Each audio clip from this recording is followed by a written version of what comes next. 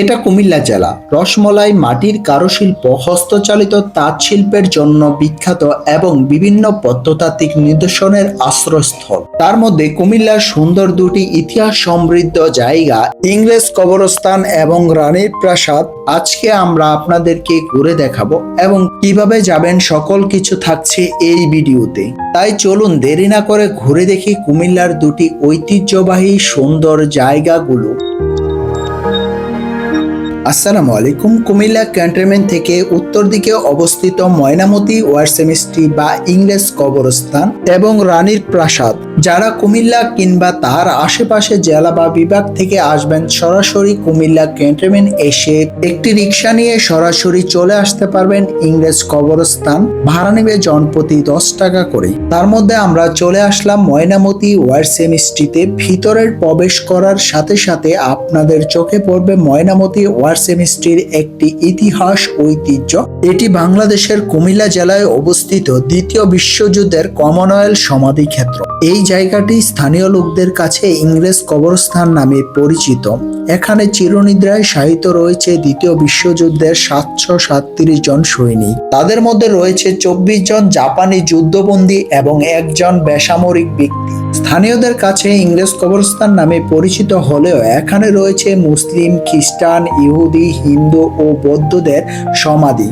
এই সমাধি ক্ষেত্রটি 4.5 একর পাহাড়ি উঁচু নিচু জমির ওপর দ্বিতীয় বিশ্বযুদ্ধের সময় কমনওয়েলথ কর্তৃক তৈরি করা হয় এবং তারাই পরিচালিত করে এই সমাধি ক্ষেত্রটি। এই সমাধি ক্ষেত্রে প্রতি বছরের নভেম্বর মাসে সকল ধর্মের ধর্মগুরুদের সমন্বয়ে প্রার্থনা সভা অনুষ্ঠিত হয়। এই সমাধির মাঝে দ্বিতীয় বিশ্বযুদ্ধের 23 জন সৈনিকের ছিন্ন ভিন্ন হয়ে যাওয়া লাশ একসাথে গণকবর দেওয়া হয়। আর প্রশস্ত পথের সম্মুখে সিঁড়ি দেওয়া বেদি, তার উপরে খ্রিস্ট ধর্মের পবিত্র প্রতীক ক্রুশ স্থাপন করা হয়। সমাধি ক্ষেত্রটি সুন্দর, পরিপাটি এবং ইতিহাস সমৃদ্ধ। ঈদের 2 দিন ছাড়া বছরের প্রতিদিনই সকাল 7টা থেকে দুপুর 12টা এবং 1টা থেকে বিকেল 5টা পর্যন্ত স্বল্প সাধারণের জন্য খোলা থাকে এই সমাধি ক্ষেত্রটি। যার ফলে এই সমাধি ক্ষেত্রটি দেখার জন্য দেশি বিদেশি হাজারো পর্যটকের আগমন ঘটে। সাজানো গোছানো মনোরম পরিবেশ এবং পাহাড়ের উঁচু নিচু 3 পর্যায়ে এই সমাধি ক্ষেত্রটি স্থাপন করা হয়। সৌন্দর্যের এক প্রতীক এই সমাধি ক্ষেত্রটি। বিকেলের সুন্দর সময়টি প্রিয় মানুষের সাথে কাটানোর জন্য কিংবা পরিবারের পরিজনদেরকে নিয়ে ইংরেজ কবরস্থান বা ওয়ার সেমিস্ট্রির ইতিহাস ঐতিহ্য ঘুরে দেখতে পারেন। আমরা ইংরেজ কবরস্থান ঘোরা শেষ করে রানীর প্রাসাদ দেখার জন্য ছুটে চললাম। ইংরেজ কবরস্থানের পাশে আপনারা অটো বা সিএনজি পেয়ে যাবেন। রানীর প্রাসাদ দেখার জন্য জনপ্রতি ভাড়া নিবে 10 টাকা করে। হাজার বছরের ইতিহাস সাক্ষী রানী ময়নামতির প্রাসাদ। কুমিল্লা জেলায় বুড়িচং উপজেলা কুমিল্লা সিলেট মহাসড়কের পূর্ব পাশে ময়নামতি ওয়ার 70 থেকে 3 কিলোমিটার দূরে সৌন্দর্যমণ্ডিত রানী ময়নামতির প্রাসাদটি অবস্থিত। 10ম শতাব্দীতে চন্দ্রীয় বংশের রাজা মানিক চন্দ্রের স্ত্রী ময়নামতি আরামায়েশের জন্য এই প্রাসাদটি নির্মাণ করেন।